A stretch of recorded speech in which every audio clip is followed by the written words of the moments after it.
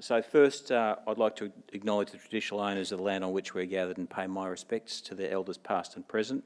Acknowledge Rob Gersh and others, Chair of RCV, and others who work on the RCV board and secretariat for the great work you do, and also mayors, councillors and CEOs present here today, and also some of my colleagues, executive directors from RDV, including Carolyn Bartholomew, Kate Miller, Rob Byrne and Anthony Walkley. So, this thing, yep. How does this work? Technology, eh? Yeah. Can someone press a button for me? Okay, there we go. So back. Yeah, great. Okay. Look, we RDV, through government, are delighted to support the work that rural councils do. As you know, the pitter patter that I use back here in Melbourne is 1 in 4 Victorians don't live within the tram tracks. Of those who live in regional Victoria, half don't live in regional cities. No disrespect to Geelong, Ballarat, Bendigo and so on, but actually half live in rural towns and communities, and they're very different from the Mallee through to interface, up northeast and out in Gippsland. So we're proud to support the work that you do, representing rural Victorians and rural councils through our investment of $3.5 million, supporting your Stronger Regional Rural Councils initiative. And it's great to see you putting good use to of this funds, including the forums such as this, and also the big one in Inverloch in May. We value the work you do in terms of coordinating the work across councils, and look forward to continuing to receive advice from you backwards and forwards about issues affecting the communities that you know best. I'm going to talk briefly around 4 things, just given time. One, examples of infrastructure projects we've supported through the Regional Jobs and Infrastructure Fund. 2, regional partnerships. I think Minister Pulford touched on this a bit this morning in terms of some of the achievements where they're getting to. They're still maturing. 3, the Community Leadership Program, and again, just impressed all the time in terms of the quality of community leadership that's exhibited out in rural Victoria. And just briefly on population attraction and migration, an update on the Ready When You Are initiative. So in terms of, as you know, RDV's objective is to facilitate economic and social development in rural and regional Victoria. And one of the key avenues we have here is the Regional Jobs and Infrastructure Fund. Our focus is on growing jobs, building infrastructure, strengthening communities, and I just want to take you through a couple of examples that illustrate the work that's been done. As of December, government's invested in, or co-invested, together with rural councils and a range of other stakeholders, in 468 projects across 48 LGAs, amounting to approximately $320 million investment, and catalysing $1.3 billion of investment in rural and regional Victoria, and that in turn is sort of growing and protecting about 4,600 jobs. So again, you've heard a bit about jobs numbers, some impressive presentations 2 ago in terms of supply and demand and how different it is by location, but that's been part of our contribution. So three quick examples. One is the Harcourt mountain bike path that's in the Shire of Mount Alexander, recently opened to the public, a world-class project supported by a grant of nearly $2 million from the state government. It has about 34 kilometres of dedicated bike path trails with sections to suit beginners through to expert bike riders. Importantly, patrons are encouraged to park in town and ride to the park, which will have the added benefit of bringing visitor dollars into the township, with visitor spending expected to reach $2.4 million in 2018 and lift to about 9.8 over 5 years. And we're expecting this project to spark investment in bike-related services in the hospitality and tourism sector. Second example, out out west in Portland, which is the Henty Employment Precinct. Again, Portland's one of those places where there's opportunity to invest in industrial estates, and so a $1.5 million co-investment with Glenelg Shire is helping provide important infrastructure to upgrade and allow increased heavy vehicle traffic in that part of the world. And then a last example, sort of south to Corangamite, Timburn Fine Ice Cream, where Shire has invested in some precinct infrastructure. We've co-invested with them, but also worked with Timburn Ice Cream, again, a grant there which has enabled them to develop a new ice creamery and a visitor centre that provides additional attractions for foodies and families, including a Sunday school, where visitors, Sunday is in Ice Cream Sunday, where visitors can learn about the art and science of ice cream. But these two projects help bring vital jobs to that town and sort of fit within the broader Great Ocean Road approach of trying to, slow and disperse visitors, both from the 12 Apostles to some of the hinterland as well. So that's an example of the Regional Jobs and Infrastructure Fund and a range of projects that are coming through with some of those outcomes. One thing I do acknowledge is there has been feedback about delays in some grants, and again, welcome engagement with my regional directors and any councils in particular about particular grants and needing to sort of get responses on those. The second area is about regional partnerships. And I think Minister Pulford mentioned today, that off the back of the Brumby Review, one of the reforms put in place were regional partnerships. And just want to give you an update in terms of where they're at. They're probably sort of 2 years coming into 3 years of development, and they're probably starting to mature. An awful lot of work by partnership members who are giving lots of personal hours, but it's a way of giving rural Victoria and regions a voice into state government, a voice into departmental priorities, and a voice into the budget as well. Last year, there are a couple of examples. One was around Connecting Regional Communities program, and one of the things these partnerships do is highlight specific needs around local towns, communities, and so on. But there are also commonalities across them, and obviously, things like roads, health, education come up. But digital was sort of screaming there in lights, and as a result, out of last year's budget, $45 million was allocated against this. I think Minister Pulford covered some of it, but probably two key elements of it. One are digital plans, where we will have sort of nine plans for each region. They'll lay out current and proposed infrastructure, so NBN to the node, fixed wireless, Sky Muster, but also state assets such as there's a lot of fibre optic across VicTrack that's underutilised, and also government assets, and then trying to see where the unmet demand is. So there are examples such as a certain industrial company in Bendigo for their drawings. They actually have to put it on a CD and burn it, and then bring it halfway back to Melbourne to be able to get the upload speeds. And there are lots of examples of businesses through to tourism that sort of need it. What these plans will do, and they'll be a first generation, for the next few years, they'll help understand where unmet demand is in particular parts of each of your LGAs, and then provide an evidence base for, therefore, where should priorities be, both, to the Commonwealth Government, to the state government, to private sector, and so on. The second part are a bunch of pilot projects, and I won't spend too much time here. I think the Minister covered them, but broadband from VicTrack, fibre to various potential industrial estates around regional Victoria, Wi-Fi, and also digital ag, Internet of Things in the Mallee, Serpentine, the McAllister, and up in the Goulburn. A couple of other examples were the Rural Women's Network. Central Highlands partnership was instrumental in making this happen, put it as a top priority. That was sort of run into the budget process, and again, investment came out for that project.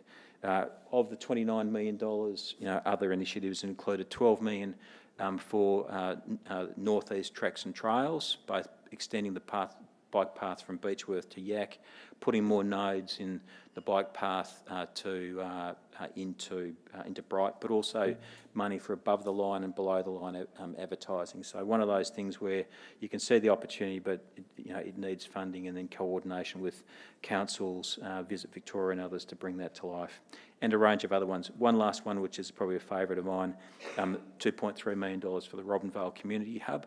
Robinvale is an amazing little community where when the bus unloads, you see a third sort of white Anglo, a third multicultural Pacific Islanders, Italians, and a third Indigenous. So a town of lots of opportunity, almonds, horticulture, but real challenges around housing and social fabric. And so this was important to them. It was run into the partnership, so the Mallee partnership got behind it, and then that sort of helped get focus into the budget process.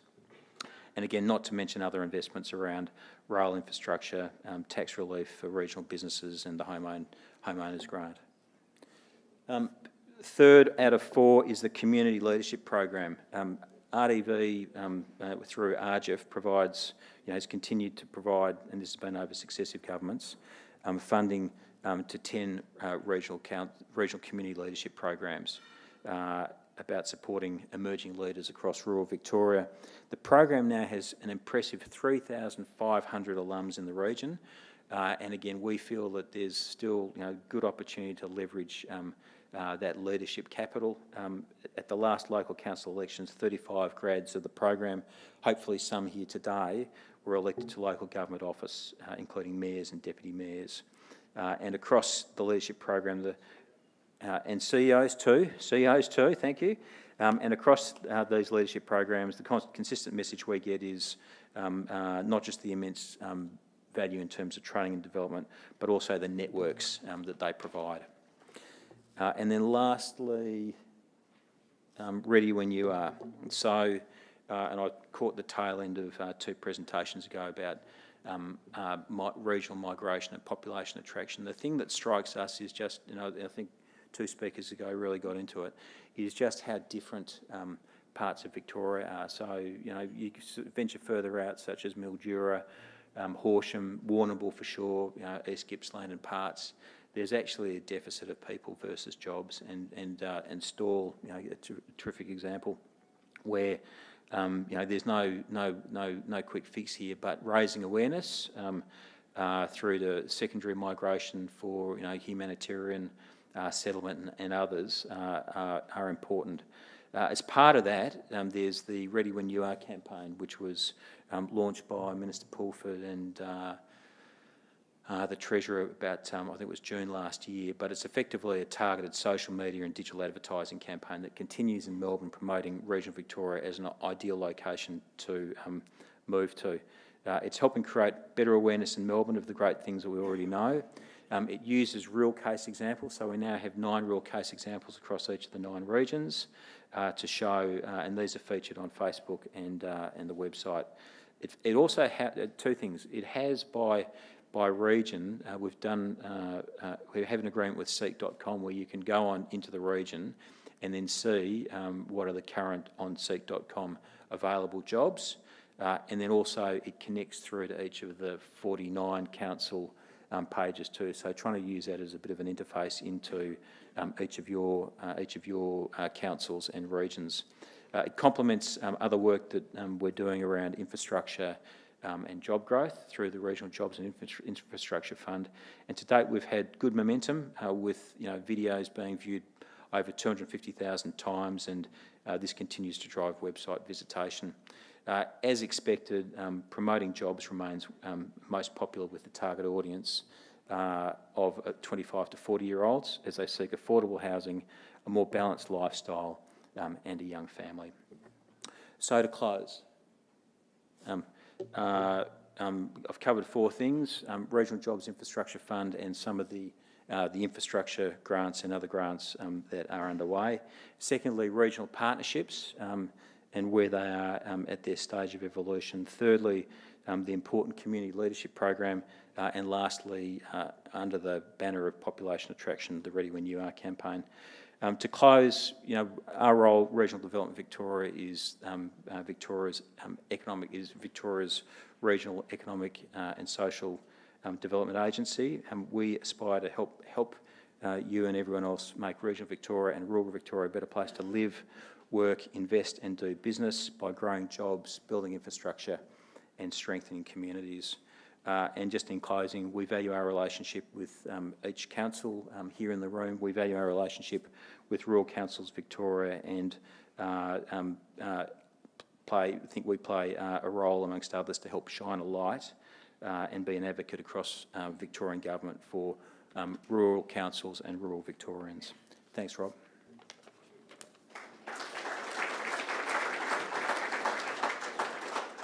Thank you, James. You on? We do have time just before lunch if there is a particular question again for James and the group. Yep, they will be staying for lunch, so again, please make use of them. Bill? Thank you, James. Bill Braithwaite from the Ararat Rural City Council. I take you back to one of the things the Minister said this morning, which pricked my interest. We were talking about the rate capping, and she indicated that it wasn't a problem that was caused by rural councils, it was a mechanism to control the overspending of very wealthy city councils who had huge growth, huge incomes, revalues going up. So this mechanism to control those was foisted upon all the councils in Victoria, many who we know have long-term sustainability issues. So in order to control a few councils in Melbourne, everybody has had to suffer. Would you like to comment on that? Just observe that it's government policy. So, observe that it's government policy. I think the thing I'm struck by is, as you get into the economics of different councils, just how different they are. So, I mean, for me, the big contrast is, Bull Oak. I was in Witchyproof about 2 weeks ago compared to Stonington Council, where they've got effectively parking rates and revals and all that, and I think it's about 1,000 people per kilometre of road versus out in Bull Oak, but it's the same across this room where it's about 1 kilometre of road per person, and that's largely being borne both with lower asset prices and also effectively agriculture or tourism or towns and communities, and again doing that on the cost on the revenue side, it's only funded a third to sort of 50%. Don't quote me. It's local government who has the content versus us on rates versus effectively grants. So that's where grants from whether it's state government, federal government, FAGs, and so on helps make the difference. So I observe it's government policy, but it plays out very differently for different councils, and that's not lost on us in terms of when we're working with councils on various programs. Our role is to focus on two things. One is advocacy into government, and I can assure you that we've played our role, as has local government and others, into our political masters, and those are decisions of government. And secondly, we're very, I guess, empathetic at a local level about what we can do. So no, we can't take on base funding for councils, but the little role, the modest role we RDV play, we're very focused on that. I'll give you one example, which is Maryborough here in the room. Yeah, so did a call on you guys just before the long weekend, and just that's just a huge rebuild around next level appointments, then putting in place plans around economic development, and then ultimately trying to fund it in the budget cycle. So with some of these, we keep thinking, how can we, at the margin, make a difference where we mightn't do planning projects, but maybe we can sort of nudge things through that will help particular areas. That's probably about all I can say. Yeah, one last one before lunch. G'day, James. Mark Reeves, Deputy Mayor, East Gippsland Shire. My question's around community leadership programs. In my professional life, I run an organisation that has participants in 3 community leadership programs: Alpine Valleys, Great South West, and Gippsland Community Leadership Program. They're excellent programs, fantastic, highly valued by my staff. My question is, there's a great discrepancy in the cost across those programs. And secondly, there is quite an impediment for small enterprises or even social enterprises to participate in such programs. Is there a way, given we've had a focus on social enterprise, of supporting those young entrepreneurs from social enterprises to participate in community leadership programs as they're so highly valued? Can I phone a friend? Kate Miller, Head of Programs and Recoveries, two parts of that, because the cost differential, I'm not quite sure. Yep, you're absolutely right. There is a cost differential, so that's accurate, James. Yep. Hi, everyone. I'm Kate. I run the regional programs area and community leadership falls within it. Hello, Nick. And yes, the current agreement we have was under the previous funding arrangements, but we're just coming into a new cycle. So I'm going to be down at the Community Leadership Forum that's happening on the 1st of May, and we've just done a review of those programs, so now's the time to review it.